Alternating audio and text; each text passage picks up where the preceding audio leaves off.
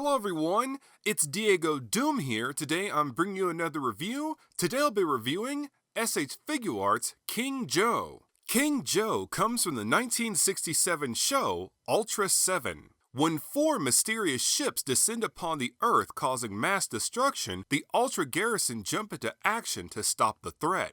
Once the Ultra Garrison finally catch up with the 4 mysterious ships, the ships combine, forming the invincible robot King Joe.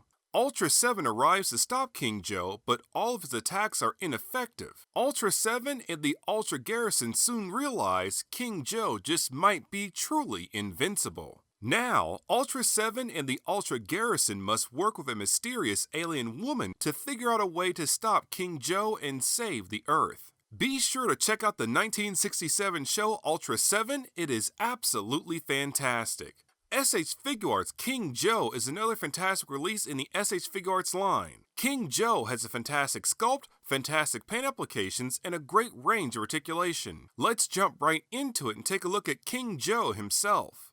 King Joe has a great range of articulation. First, let's start with the head. Now, the head on this figure cannot move at all, but for some strange reason, we can actually remove the antenna here on the sides of the head. I'm not really sure why we can do this. Maybe there's a chance we're going to get some type of effect part for King Joe in the future, because as of right now, this figure does not come with any accessories. Moving on to the shoulders have a great range of rotation. They can rotate a full 360 degrees. The arms can come up 90 degrees. We have a bicep swivel. We have very nice single jointed elbows. We have a forearm swivel. The hands are on ball joints so we can tilt and spin these freely. In the upper chest, we can lean forward, backward, twist side to side and lean side to side. In the waist, we can lean forward, backward, twist side to side and lean side to side. Moving out to the leg area, the cylinders here going around the waist are all on their own ball joints, which is pretty cool. The legs can kick forward this much, backward this much, come out to the side this much initially.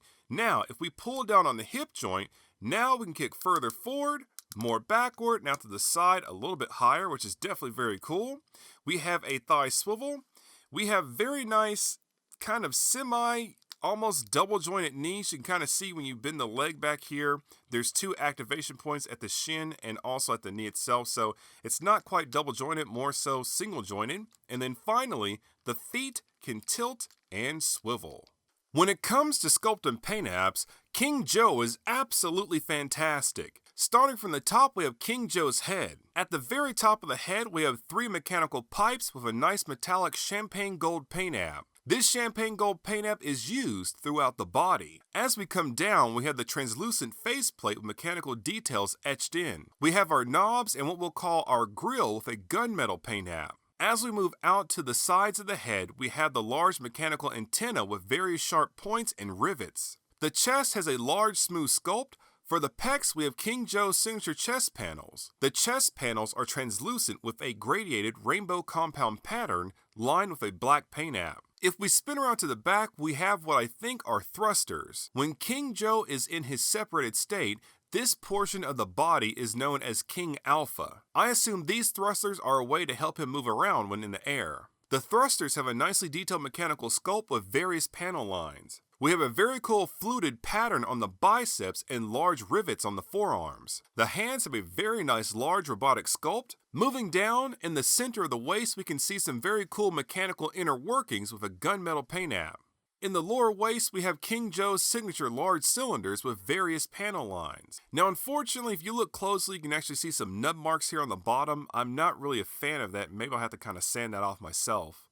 Moving down to the legs, on the top of the thighs, there are 2 separate panels with several impressions. The secondary panel has 4 panel lines with a gold paint app. The knees and ankle joints have a cool, realistic accordion-like sculpt.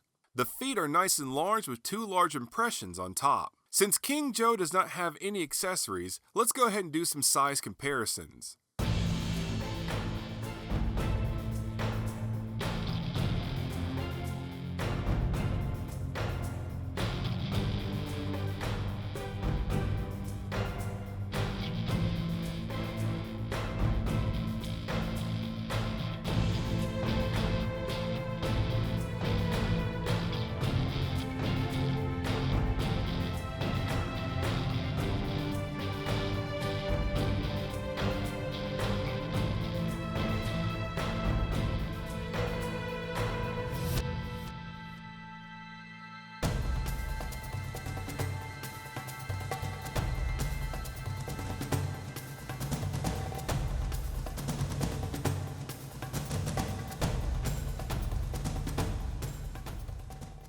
As a whole, I think King Joe turned out to be absolutely fantastic. The sculpt is very well done, the paint apps are clean and crisp, and King Joe has a great range of articulation. If there's one thing I think might be a little bit off on this figure, I think the paint apps should be a little bit darker. It would have been nice to include some accessories of King Joe, like maybe a beam effect part or possibly a oil tanker to sling around. What would be even better than those two accessories if we could have King Joe separate into his smaller ship forms. Since this figure of King Joe cannot do that, I guess I now have to go track down a solo Chogokin King Joe if I want all that great transformation action. In the end, this figure is definitely very nice, very neat, and very cool. I highly recommend picking this figure up. Be sure to check out the 1967 show Ultra 7, it is absolutely fantastic. This has been another review by DiegoDoom.